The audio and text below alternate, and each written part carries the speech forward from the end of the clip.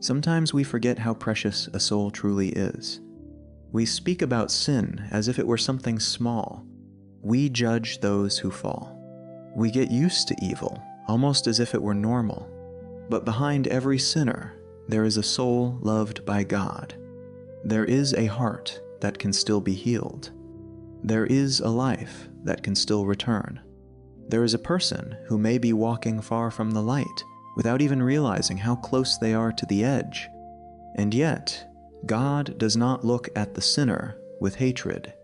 He looks with sorrow. He looks with mercy.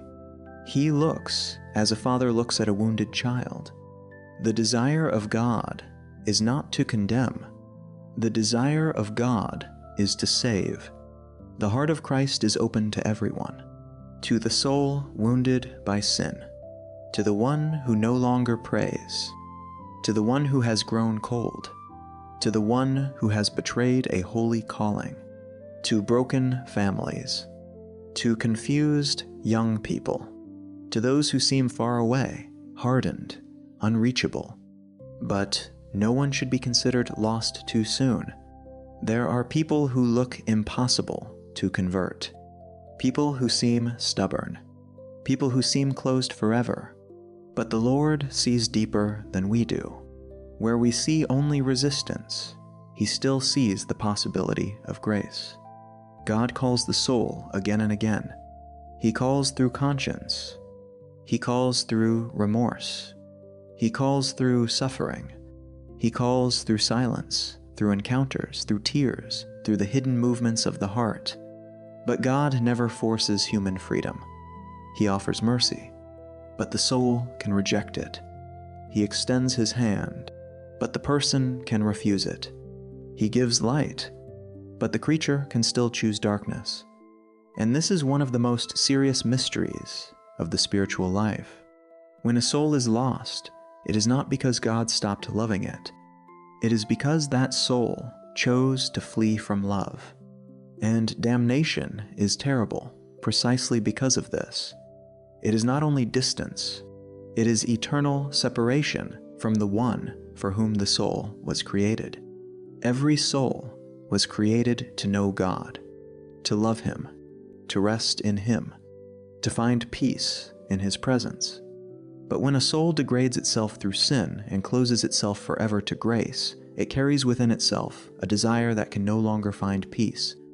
It is like being made for light and remaining forever in darkness. Heaven, purgatory, and hell can be contemplated through one deep truth. Everything is connected to the knowledge and love of God. In heaven, the soul sees God in glory. It loves Him without fear. It belongs to Him without obstacles. It is united to Him in eternal joy. In purgatory, the soul loves God. It desires God. It already belongs to God. But it is not yet fully purified. Its longing burns. But that fire does not destroy. It purifies. It frees. It prepares the soul for the final embrace of God. But in hell, the soul understands what it has lost. It feels the weight of the majesty of God, but it can no longer unite itself to Him. It desires what it was created for, yet it rejects it at the same time. And this becomes torment. Love, when it reaches God, becomes blessedness. But when it falls back upon a closed and proud soul, separated from Him, it becomes a fire without peace. A fire that consumes. A fire that remembers. A fire that shows the soul everything it refused. Damnation carries remorse, emptiness, the loss of peace, the inability to truly love. Purgatory, however, is a suffering filled with hope. The soul suffers, but it knows it belongs to God. It burns, but that fire makes it pure. It desires the Lord, but it cannot yet enter fully into His presence. It is a holy pain, a painful waiting, but a waiting that moves toward joy, a purification that begins in love and ends in love. Even here on earth, we can understand something of this mystery. There is a fire that gives light, a fire that gives warmth, a fire that purifies and prepares. But there is also a fire that is disordered, a fire that builds nothing, a fire that consumes, a fire that destroys and leaves only ashes. So it is within the soul. When love is directed toward God, it becomes life. But when love closes in on itself, it becomes unrest, slavery, and destruction. That is why we should never look at sin lightly. We should never get used to the idea that a soul can fall and be lost.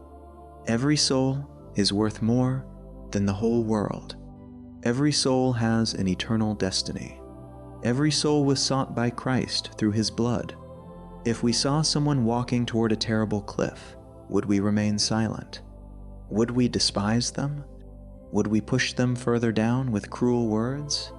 No, we would try to reach them. We would call them back. We would do everything possible to help them. Then why do we so often remain cold when someone is spiritually lost? The sinner should not awaken hatred in us.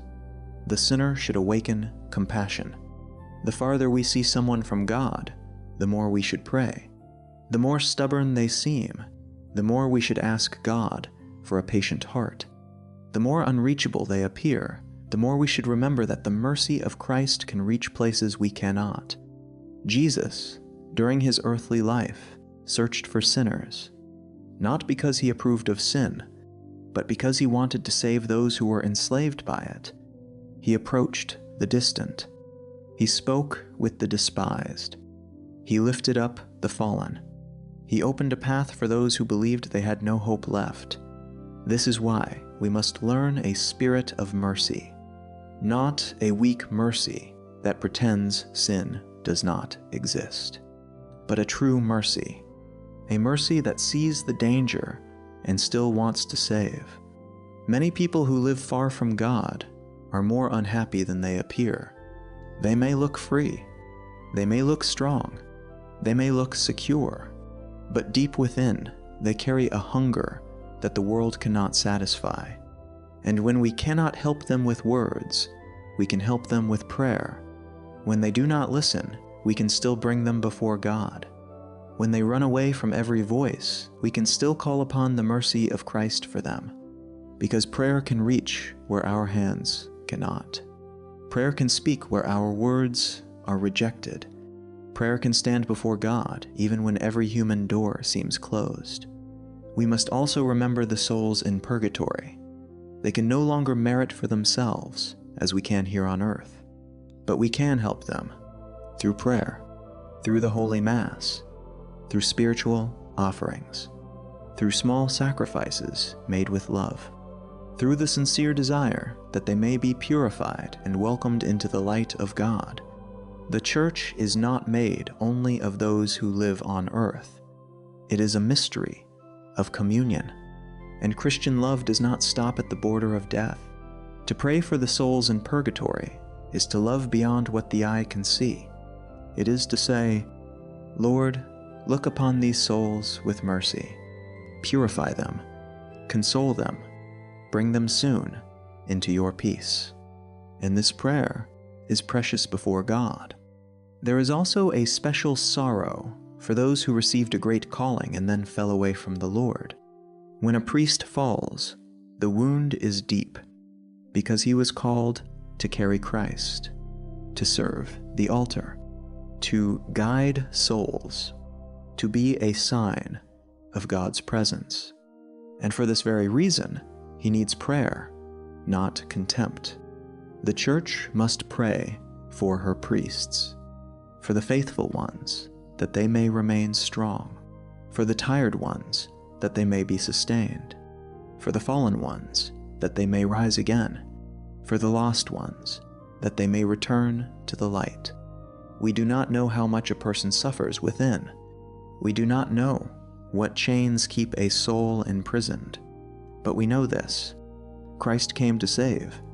So, Lord Jesus, make my heart less hard. Teach me not to judge coldly those who fall. Give me true mercy, a mercy that prays, a mercy that hopes, a mercy that does not give up. Do not let me forget the eternal value of a soul. Do not let me remain indifferent when someone moves away from you. And when I cannot speak, teach me to pray. When I cannot act, teach me to love. When I cannot save, teach me to place everything into your mercy.